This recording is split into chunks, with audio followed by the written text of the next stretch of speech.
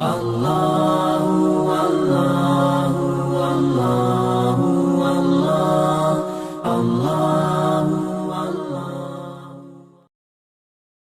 بسم اللہ الرحمن الرحیم۔ الحمدللہ رب العالمین والصلاة والسلام علی رسولہ الکریم، اما بعد فاعوذ باللہ من الشیطان الرجیم، بسم اللہ الرحمن الرحیم۔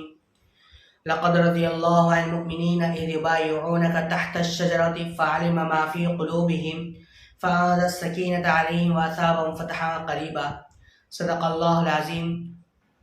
وقال النبی صلی اللہ علیہ وسلم لكل نبی رفیق ورفیق فی الجنة عثمان، صدق اللہ مولانا العظیم وصدق رسولہ النبی الکریم۔ معزز و مکرم ناظرین اکرام، السلام علیکم ورحمۃ اللہ وبرکاتہ۔ تاریخ اسلام میں جس طرح حضرت حسین رضی اللہ تعالیٰ عنہ اور حضرت اسماعیل علیہ السلام کی قربانی ایک بے مثال اور ناقابل فراموش داستان ہے، اسی طرح ذی الحج کے مہینے میں داماد رسول وفا حیا کے بادشاہ تیسرے خلیفہ حضرت عثمان بن عفان رضی اللہ تعالیٰ عنہ کی قربانی بھی ایک نادر اور مظلومانہ شہادت کا بے مثال واقعہ ہے۔ حضرت عبداللہ بن عباس رضی اللہ تعالیٰ عنہ کی ایک روایت ہے کہ عبداللہ بن عباس رضی اللہ تعالیٰ عنہ سے پوچھا گیا کہ ما کتب علی خاتم عثمان بن عفان، حضرت عثمان رضی اللہ تعالیٰ عنہ جو انگوٹھی پہن رکھی تھی اس انگوٹھی پر کیا لکھا ہوا تھا؟ آمینہ کے در یتیم کے انگوٹھی پر محمد رسول اللہ لکھا ہوا تھا، جو اللہ کے رسول صلی اللہ علیہ وسلم کی مہر تھی۔ اللہ کے پیغمبر صلی اللہ علیہ وسلم جب بھی کوئی تحریر لکھواتے تو اس کے نیچے یہ مہر اسٹیمپ لگوا دے۔ ایسے ہی ابوبکر صدیق رضی اللہ عنہ کی جو انگوٹھی تھی اس پر یہ عبارت لکھی ہوئی تھی کہ علیہ اللہ بکاف عبدہ، اللہ اپنے بندوں کے لیے کافی ہے۔ فاروق اعظم رضی اللہ عنہ کے انگوٹھی پر جو عبارت نقش تھی اس کے معنی یہ تھے کہ اے عمر تیری نصیحت کے لیے موت ہی کافی ہے۔ تو عبداللہ بن عباس رضی اللہ عنہ سے پوچھا گیا کہ حضرت عثمان غنی رضی اللہ عنہ کے انگوٹھی پر کیا لکھا ہوا تھا؟ تو انہوں نے فرمایا کہ حضرت عثمان غنی رضی اللہ عنہ نے صدق دل سے اپنے انگوٹھی پر یہ دعا نقش کروائی تھی کہ اللہم احیینی سعیدا وامتنی شہیدا، اے اللہ مجھے زندگی دے سعادت والی اور مجھے موت دے شہادت والی۔ یہ دعا مانگی کہ اللہ زندگی دے نیک بخت والی زندگی ہو، سعادت مند والی زندگی ہو، خوشیوں والی زندگی ہو، اور جب میں دنیا سے رخصت ہو جاؤں تو مجھے موت ملے شہادت والی موت ہو۔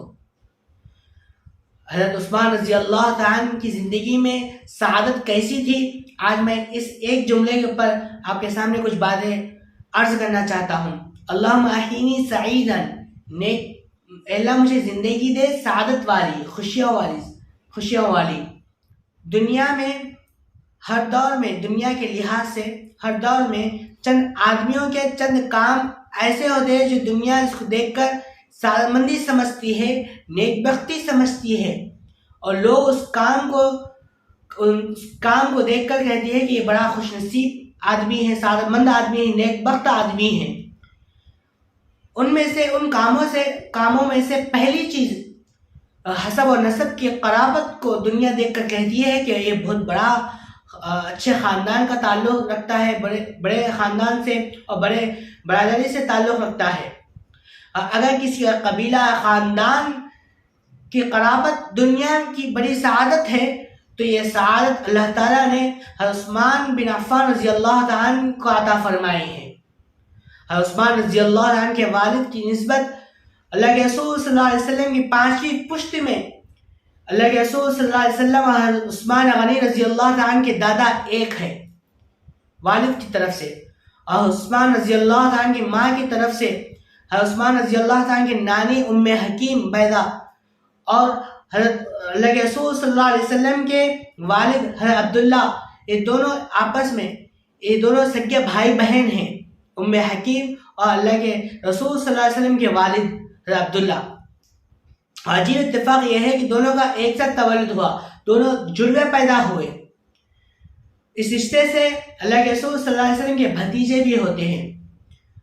تو یہ سعادت بھی اللہ کے عثمان غنی رضی اللہ تعالیٰ عنہ کے حصے میں آئے ہیں۔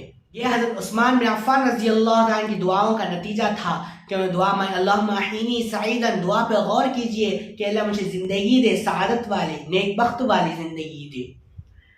پھر دوسری سعادت کو سمجھیے، دنیا میں یہ بات بھی لوگوں میں سعادت مندی سمجھی جاتی ہے کہ جیسے بھی آدمی کیسا بھی کیوں نہ ہو، اگر اس کا رشتہ کسی اچھے خاندان میں، کسی اچھے قبیلے میں، خاندان میں ہو جائے تو اس کو بھی سعادت مندی سمجھی جاتی ہے، خوش نصیب سمجھا جاتا ہے کہ فلاں جگہ فلاں خاندان میں اس کا رشتہ ہو گیا ہے۔ اگر یہ سعادت ہے کہ کسی اچھے خاندان کی کسی بچی نکاح میں آ جائے، یہ سعادت ہے، تو اس سعادت کا مقابلہ بھی عثمان بن عفان رضی اللہ تعالیٰ عنہ سے کوئی نہیں کر سکتا۔ اللہ کے رسول صلی اللہ علیہ وسلم کی بیٹی لخت جگر حضرت رقیہ رضی اللہ تعالیٰ عنہ حضرت عثمان رضی اللہ تعالیٰ عنہ کے عقد میں ہے، نکاح میں ہے۔ حدیث پاک میں آتا ہے حضرت رقیہ رضی اللہ عنہ کا جب انتقال ہوا، رمضان کا مہینہ تھا، رمضان مبارک کا، اللہ کے رسول صلی اللہ علیہ وسلم بدر میں تشریف لے جا رہے تھے، بدر میں عثمان رضی اللہ تعالیٰ عنہ بھی ساتھ چل رہے تھے۔ اللہ کے رسول صلی اللہ علیہ وسلم نے فرمایا کہ عثمان تم میری بیٹی بیمار ہے، بہت بیمار ہے، تم اس کے ساتھ رہو، اس کے ساتھ اس کی تیمارداری کرو، اس کی خیال رکھو، اپنی بیوی کا خیال رکھو، میں جنگ میں تمہیں شریک سمجھوں گا، موجود قرار دوں گا۔ تو عثمان اپنی بیوی رقیہ رضی اللہ تعالیٰ کی ذمہ داری کرے۔ اللہ کے رسول صلی اللہ علیہ وسلم یہاں جنگ پر چلے گئے اور 17 رمضان کو لڑائی ہوئی، 18 رمضان کو بدر فتح ہو چکا تھا، 18 رمضان کو واپس لوٹے، 19 رمضان راستے میں سفر میں تھے اور 20 رمضان کو صبح مدینہ کے قریب پہنچے۔ اللہ کے رسول صلی اللہ علیہ وسلم زید بن حارث رضی اللہ تعالیٰ نے دوڑتے ہوئے آئے، آ کر کہا کہ اے مدینہ والو، بدر فتح ہو چکا ہے، مسلمان فاتحانہ انداز میں لوٹ رہے ہیں۔ اللہ کے رسول صلی اللہ علیہ وسلم مدینہ کے پاس پہنچ گئے تو صحابہ نے نعرے اللہ اکبر کی صدائیں لگائے، اور اللہ کے محبوب صلی اللہ علیہ وسلم جیسے مدینہ میں پہنچے، اسامہ بن زید دوڑتے ہوئے آئے اللہ کے محبوب صلی اللہ علیہ وسلم کے پاس۔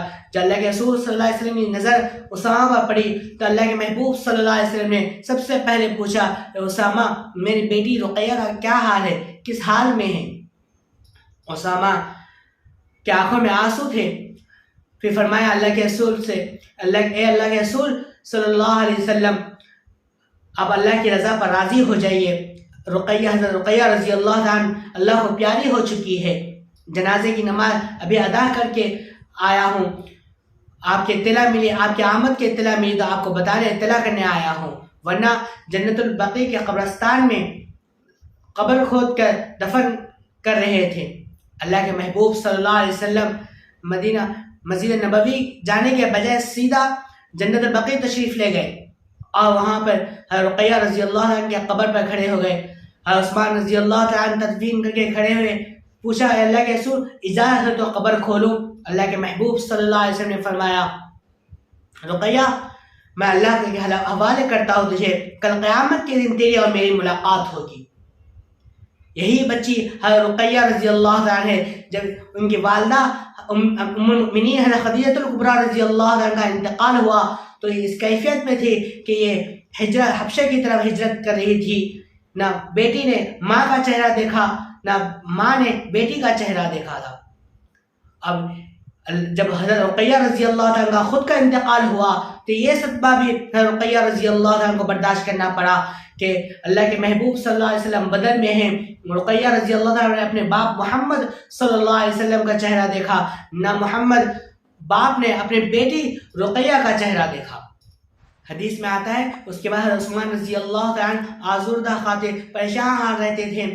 ایک دن اللہ کے محبوب صلی اللہ علیہ وسلم نے بلایا اور کہا حضرت عثمان کیا بات ہے، خیر تو ہے، ہر وقت پریشان رہتے ہیں؟ حضرت عثمان رضی اللہ عنہ نے فرمایا، اللہ کے محبوب صلی اللہ علیہ وسلم یہی تو ایک سعادت تھی، یہی تو میرے حصے میں تھی کہ میں آپ کا داماد تھا، اب وہ سعادت بھی ختم ہو گئی، وہ تعلق بھی ختم ہو گیا۔ میں بنو اموی خاندان سے تھا، آپ قریش خاندان سے تھے، بہت بڑا عظیم قبیلہ قبیلہ، لوگ مجھے اس نگاہ سے دیکھتے تھے میں ان میں سے ہوں. یہ آپ کی کرم نوازی تھی کہ میں بنو امیہ میں سب سے پہلے میں کلمہ پڑھا تھا، میں مسلمان ہوا تھا. اللہ کے محبوب صلی اللہ علیہ وسلم نے اس کے صلے میں فرمایا کہ اچھا تو بنو امیہ میں سب سے پہلے تو مسلمان ہوا تو پھر میں بھی اپنے قبیلے والوں کو چھوڑ کر اپنی بیٹی سب سے پہلے تیرے نکاح میں دینا چاہتا ہوں. عثمان رضی اللہ عنہ نے فرمایا یہ رشتہ تو منقطع ہو یا ختم ہو چکا ہے. اللہ کے محبوب صلی اللہ علیہ وسلم نے فرمایا کہ عثمان گھبرا مت. ایک روایت ہے جس کو سن کر آپ حیران رہ جائیں گے. اللہ کے محبوب صلی اللہ علیہ وسلم نے فرمایا کہ میری 2 بیٹیوں کا نکاح عثمان کے ساتھ ہوا ہے، رقیہ اور ام کلثوم. رقیہ وہ ہے جس کا نکاح میں نے زمین پر عثمان کے ساتھ کیا ہے، ام کلثوم وہ ہے جس کا نکاح عثمان کے ساتھ آسمانوں پر خدا نے کیا ہے. حضور صلی اللہ علیہ وسلم نے فرمایا عثمان اللہ تعالیٰ نے میری ام کلثوم کا نکاح تیرے ساتھ کیا ہے، میں ام کلثوم کو تیرے نکاح میں دے دیتا ہوں.